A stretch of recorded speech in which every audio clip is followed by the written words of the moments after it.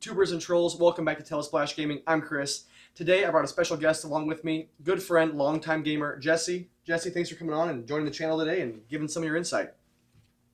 Yes, thank you for having me. So what do you want to talk about today? What's the big deal? What are we going to talk about?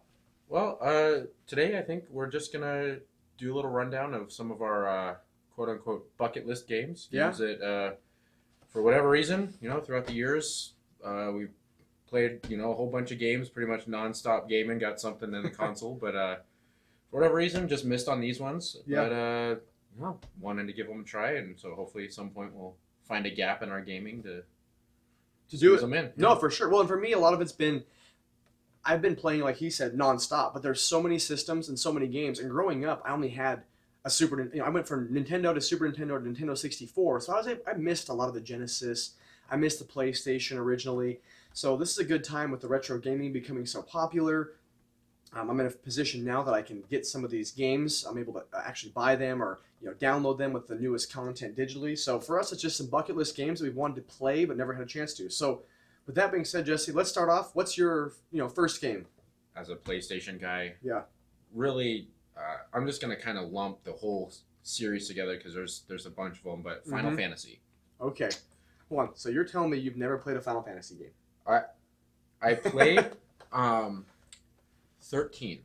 I Okay. played on PS3. I played. I don't know how far I was. So he's never played a Final Fantasy game. Right. No, I'm just joking. 13's good. Yeah. 13's good. It was good. I enjoyed a lot of it. But that was my first time. I kind of always struggled a little bit with the JRPG titles. Yeah. I like the Western settings a little bit more. Sure. The medieval kind of traditional dragon swords, sorcery kind of thing. Yeah. And Final Fantasy mixes kind of a lot of futuristic stuff, a lot of technological stuff, a lot of sci-fi in it. So at first I was a little bit like too much of a blend of genres for me. Yeah. Just growing up and getting into gaming. So I just missed out on the whole thing. By the time now I'm like, well, I'm 15 titles behind. Yeah. Where do I jump in? Yeah. The big one for me has been 7 seems to be the one that everybody's always ranting and raving about. They've got the remake coming out sometime later this year. Well, they say that, They say, but at who knows? E3, we were disappointed by not having a Final Fantasy announcement, or at least as of this video, there has been nothing said from Sony's press conference. So, yeah, and with that, jumping on that, 7 was the very first one I played. So that's got a dear space in my heart because that was just the epicness. I don't want to ruin anything behind the story, but it was just really incredible. So for me, my first game, to kind of piggyback off that, is not the Final Fantasy series, because I've had a chance to play a few of them, but I never had a chance to play Final Fantasy VI. So that's my first one, actually. So you picked the series, but for me, it was actually Final Fantasy VI. That's one of my bucket list games. And as a kid, I wasn't big into the RPGs. I was just huge into side-scrollers and the beat-em-ups and things like that. And then as I got older, I got into Zelda for the Nintendo 64, and then I was, getting into some of the more like Diablo, like the, hack and slash style top down, not so much RPG, but a little bit, and then I got into like World of Warcraft, which was, I went from like here to here. I went right into the deep end. So I never was really into, the JRPGs or RPGs in general until I was, in my later teen years. And by that time, there was Final Fantasy 7 and 8 and 9. So for me, Final Fantasy 6 is my first game on my, bucket list because I've always heard that that's the best Final Fantasy game, and I just want to experience that. I want to check that out for myself and get it. And I heard that it holds up even today, for being an older game. So for me, Final Fantasy VI is my first one. So to kind of piggyback off your number one. What's your next game? We'll go with XCOM, Enemy Unknown. Okay. So title from our last generation of consoles, PS3. 360, I believe it was cross-platform. Yeah. This one for me, I'm not huge on like the real-time strategies and anything that kind of like takes a lot of patience to get the game going. Yeah. But I had a couple of buddies that played through it, and they were always ranting and raving about it. And I like the idea of the you build a team, but your characters have permadeath. So you can build this guy up, and you can kind of become connected with these characters and develop their roles and have your whole setup, and then they get taken out and you kind of have to restart, retrain somebody, build them up. And I just like that level of immersion, and you get that extra connectedness to him. Yeah. Because it's like, well, he doesn't just respawn at the end of the level. Like, if you lose somebody, it makes you really care about taking care of your squad and your team. And from what I read, the setting about it, the storyline, the alien invasion, all sounds pretty awesome. Yeah. So I definitely one that I just always wanted to get a crack at. But again, just always had something else I was playing. So yeah. Hopefully. Well, and for me, like, I have never played XCOM either. Now, that's not a game for me that I've even been interested in. I've heard a lot about it, but I just never really saw anything that really, like, intrigued me to play it. But it does have really good reviews, and people online seem to love it. It's just a game that I've never had a chance to. Now, the cool thing is, this month, for the PS Plus subscribers, I believe XCOM 2 is a free download. So you can at least get into it that way. Even though it up a little bit. Yeah, go backwards. So, you can use some of your Pulp Fiction storyline. But yeah, so that at least you can get into it for free and see if you like the first 20 minutes, then go back and play it. And, moving on to my second game, I'm going to stick with the SNES, and this is one that I'm almost embarrassed to say because it's so popular, and it took a while for its popularity to come around, and that's Earthbound. I have never played Earthbound at all in my entire life. And from what I've read and things, it wasn't really a popular title coming out. It didn't really blow up the sales charts as far as I know. But as time's gone on, it's become this big cult classic, and now it's it's one of the best RPGs of all time. It's one of the top rated RPGs of all time, especially for the SNES. So for me, that's one that I want to go back and just like finding gameplay footage and looking at videos and researching. It's such an odd game. Like, it really is. If you like look at the video footage and see what it is, it's very unique, and it's almost hard to imagine it being such a great game because of how unique it is, and just I don't know enough about it to even explain it, but just some of the characters and the story that I've seen is just very, very odd. But it comes together to make this really cool, quirky, great storyline that's just fun. And Ness has gone on to be on Smash Brothers. That's where I first saw Ness, was on Smash Brothers. So that's definitely one that I want to get into, is Earthbound, and I just never got it because it was never popular during the SNES period, and then I just haven't played it since. And what's your next big one? Okay, number 3 for me. This is one that's really been hanging over my head for quite some time now. So from PlayStation 2, Shadow of the Colossus. Okay. Okay. Again, I've watched people play it a little bit. I think I played like a little demo on the first boss, but that's all I've ever got to play. And it's just, again, it's just it's one of the first games that really sparked the legitimacy of, can video games be art? Yeah. Can you hold them at the same standard of cinema and music and illustrations and drawings? As like, can video games be an art form?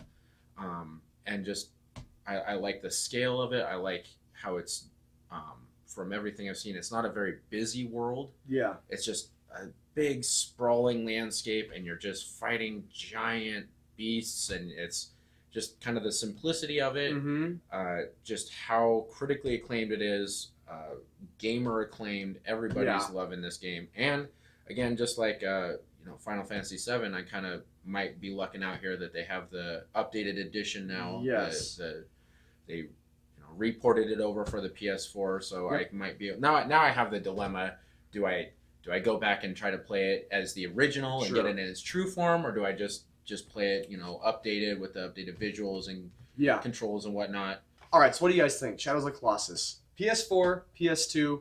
I don't think there's a wrong answer, although I feel like they've adjusted some of the controls, the camera, and then obviously the graphics are just incredible when you watch PS2 versus PS4. And even the PS3 version, I think, had a remake also, or remastered. So I think you'd want to go, unless you just want to get the original experience, I think the PS4 version is the definitive edition, the way to go on that one. Probably. I don't know. I'll probably just keep stressing over it, never actually play the game. I mean, I forgot that they had the PS3 version now, so now it's a whole other layer of anxiety, so I'll never be able to. We'll see it, So we'll make this, bucket list, 2.0 or number 2, and he'll still have Shadows of the Colossus on there. Top of the list. It'll still be his third game. It'll be number 1 by then.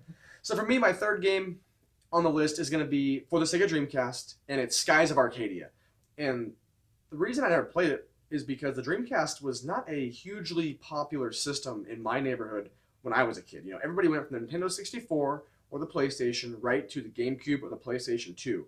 I had one friend named Sean who had the Dreamcast, and he had a lot of games for it, but we didn't spend a lot of time playing it, and that was it. So I never really had a huge Dreamcast experience until a little bit later in life, and I've been able to play quite a few of the games now, but that's just one of them that I've never played, and the last few years I've just read more. I've seen other people's favorite games on the system, and that one always pops up.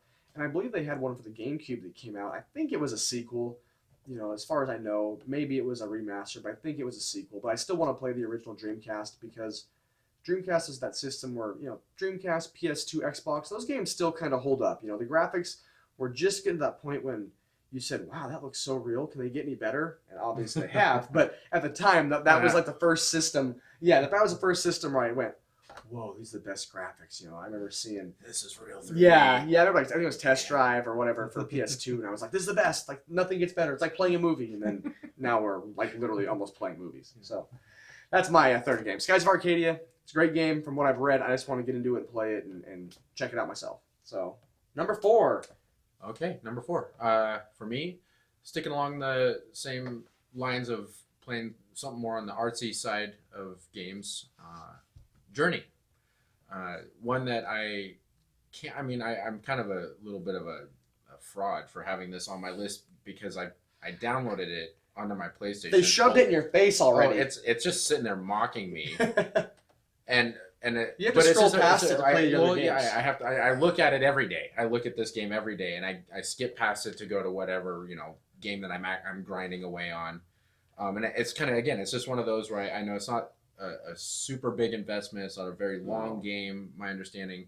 So it's kind of just one of those where I'm like, oh, I'll get around to it. Next weekend I'll play it. But I just haven't gotten around to it yet. Yeah. So hopefully I'll get out of my comfort zone a little bit and play something that, again, take a break from the mashing, this nonstop action, just go, and, playing my Souls games and my Bloodborns and these games that are just nerve wracking the whole time. It'd be nice to have something to just chill out, not really doing much in the way of any combat, I don't think, just enjoying this little unique story. Enjoy the journey.